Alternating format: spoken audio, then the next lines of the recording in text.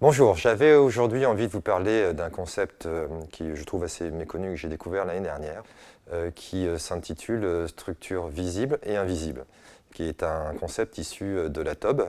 Donc la TOB, je précise, ça veut dire théorie organisationnelle de Berne.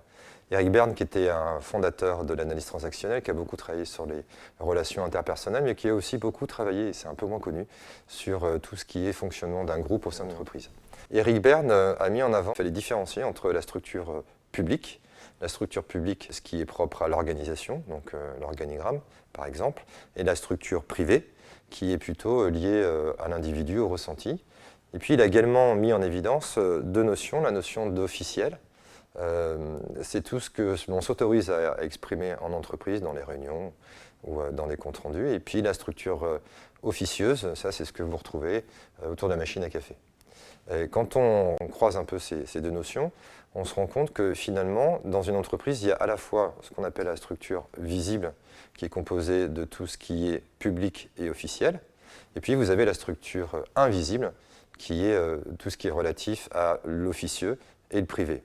Et je pense que le plus important, c'est tout ce qui est de l'ordre de l'invisible. Et l'innovation managériale a pour objectif d'amener dans le visible ce qui est invisible pour pouvoir le traiter. Je vais vous montrer deux exemples d'entreprises qui se sont accaparées cette approche.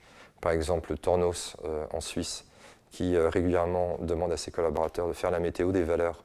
Ça permet d'amener de l'invisible dans le visible, parce que les gens s'expriment sur la manière dont ils vivent les valeurs de l'entreprise et ce qui peut amener à imaginer des actions qui renforcent leur incarnation.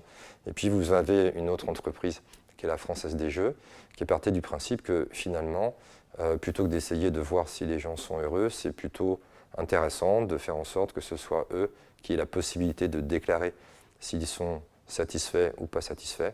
Et à ce titre, ils ont proposé une plateforme au sein de laquelle les collaborateurs qui le souhaitent peuvent déclarer ce qui est satisfaisant ou insatisfaisant pour eux, qui ne se permettraient peut-être pas de le faire avec leur responsable hiérarchique ou dans leur quotidien, et que du coup l'entreprise peut connaître et peut traiter. Je vous dis à bientôt.